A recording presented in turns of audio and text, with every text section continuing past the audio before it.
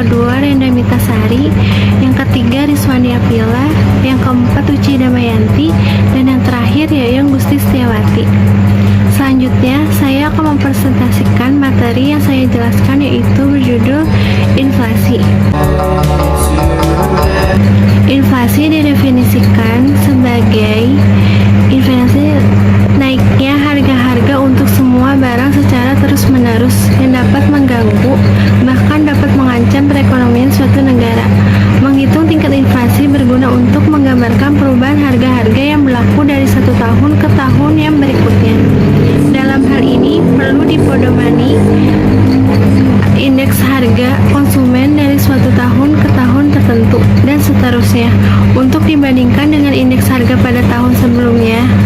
Inflasi adalah kenaikan harga barang-barang yang bersifat umum dan terus-menerus. Dari definisi ini, ada 3 komponen yang harus dipenuhi agar dapat dikatakan telah terjadi inflasi. Yang pertama, kenaikan harga. Yang kedua, bersifat umum. Yang ketiga, berlangsung terus-menerus. Penjelasannya, yang pertama, kenaikan harga. Harga suatu komoditas dikatakan naik jika menjadi lebih tinggi daripada harga periode sebelumnya. Perbandingan tingkat harga bisa dilakukan dengan jarak waktu yang lebih panjang, seperti seminggu, sebulan, triwulan, dan setahun. Yang kedua, bersifat umum. Kenaikan harga suatu komoditas belum dapat dikatakan inflasi jika kenaikan tersebut tidak menyebabkan harga-harga secara umum naik. Pengalaman Indonesia menunjukkan setiap pemerintah menaikkan harga BBM, harga komoditas lain turut naik. Karena BBM merupakan komoditas strategis, maka kenaikan harga BBM akan merambat pada kenaikan harga komoditas yang lain. Yang ketiga, berlangsung kenaikan terus-menerus. Kenaikan harga yang bersifat umum juga belum akan memunculkan inflasi jika terjadinya hanya sesaat. Karena itu, perhitungan inflasi dilakukan dalam rentang waktu minimal sebulan, sebab dalam sebulan akan terlihat apakah kenaikan harga tersebut umum dan terus-menerus. Terima kasih.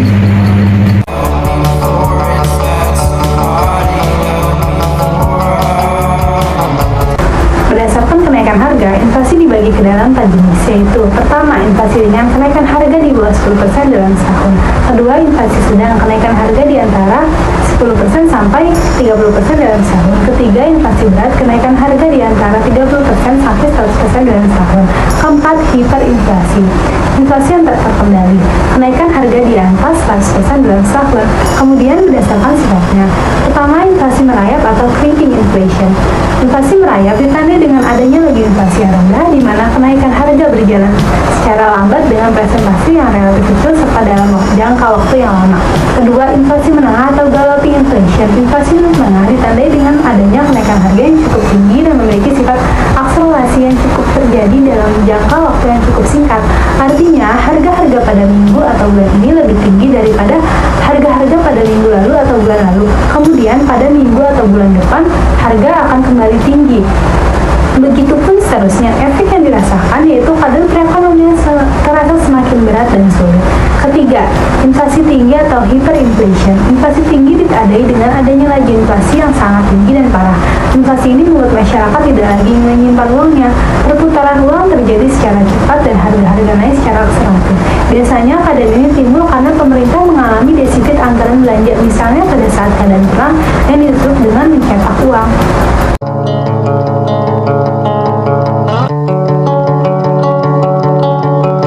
Jenis-jenis angka indeks: A. Indeks harga konsumen. B. Indeks harga perdagangan besar. C. Indeks harga yang diterima petani. D. Indeks harga yang dibeli petani. Perhitungan angka harga indeks. Angka indeks harga adalah angka indeks yang menunjukkan perubahan harga dari suatu periode ke periode lainnya. Indeks harga dengan metode Lespeyres merupakan angka indeks tertimbang dengan faktor penimbang W secara objektif. Faktor penimbangnya ditentukan dengan jumlah Q dengan menggunakan dasar QO. Indeks harga dengan metode PACE merupakan angka indeks tertimbang dengan faktor penimbang secara objektif. Faktor penimbangnya ditentukan dengan jumlah Q dengan menggunakan jumlah tahun N atau QN. Efek buruk inflasi. Kenaikan harga yang tinggi dan terus-menerus akan menimbulkan beberapa efek buruk atas kegiatan ekonomi, kemakmuran individu dan masyarakat. Inflasi dan perkembangan ekonomi. Inflasi yang tinggi tingkatnya tidak akan berkontribusi besar terhadap perkembangan ekonomi. Biaya yang terus-menerus naik berdampak kepada kegiatan produktif, sangat tidak menguntungkan bagi perusahaan. Kenaikan harga-harga akan menimbulkan efek yang buruk atas perdagangan. Kenaikan harga-harga menyebabkan barang-barang itu tidak dapat bersaing di pasaran internasional.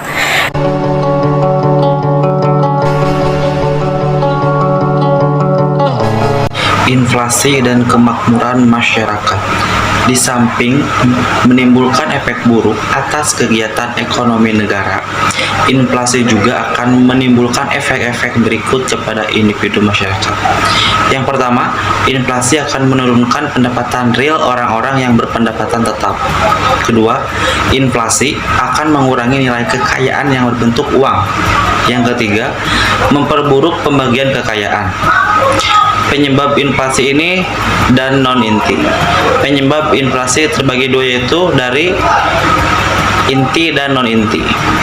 Indikator inflasi ini adalah output gap, eksternal dan ekspektasi. Dimulai dari konsumsi, ekspor dan investasi yang mendukung permintaan, sedangkan investasi, produksi, dan impor mendukung penawaran. Kesenjangan antara permintaan dan penawaran agregat menghasilkan output gap dari sisi eksternal dan ekspektasi. Berasal dari inflasi dunia dan nilai tukar, indikator inflasi non-inti adalah administrasi price and inflation food price. Administrative price berasal dari pemerintah. Volatile food price dimulai dari supply shock yang digolongkan impor makanan dan produksi makanan yang mempengaruhi penawaran, sedangkan populasi mempengaruhi permintaan. Kesenjangan penawaran dan permintaan membuat food price menjadi volatile.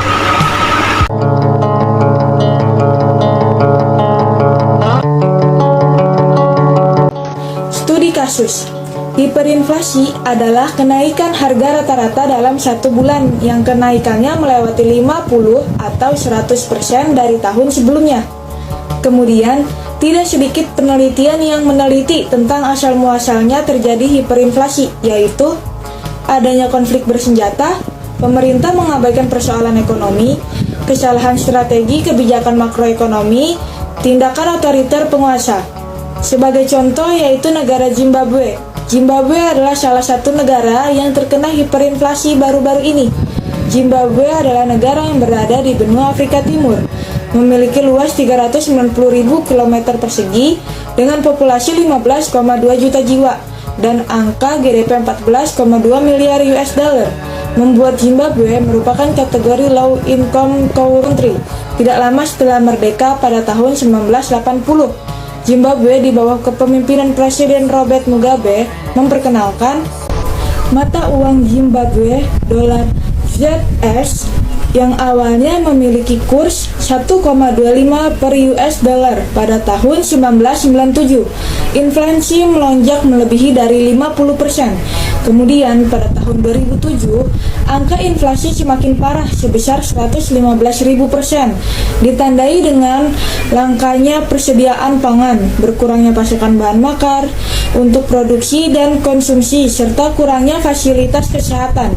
Hiperinflasi di Zimbabwe dapat dikendalikan setelah menggunakan multi-currency system yang mengumumkan kebijakan penggunaan mata uang asing, yakni US dollar, pound sterling Inggris, rand Botswana, dan rand Afrika untuk transaksi perdagangan pada periode 2009. Sebagai contoh yang lainnya yaitu Venezuela. Baru-baru ini ada negara yang menjadi perhatian dunia internasional akibat situasi domestik yang bergejolak, yaitu negara Venezuela dengan populasi 30,8 juta jiwa pada 2013 dan PDB sebesar 371,34 miliar US dollar.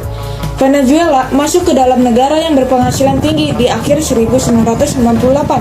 Pada tahun 1998 sampai 2006, Venezuela mencatatkan pembangunan sosial ekonomi domestik yang signifikan. Akan tetapi, pada pertengahan 2008 terjadi resesi ekonomi di seluruh dunia dan berdampak juga pada perekonomian domestik negara Venezuela. Dalam beberapa waktu terakhir ini, situasi di Venezuela bertambah buruk. Krisis multidimensional, baik sektor ekonomi, keamanan, dan sosial, persoalan utama seperti korupsi, ketidakmampuan pemerintah menghadapi krisis, serta kebijakan yang menguntungkan kepentingan tertentu dan sikap otoritas penguasa membuat gelombang protes tersebut semakin tidak berkesudahan. Hal ini membuat Venezuela mengalami hiperinflasi yang sangat tinggi.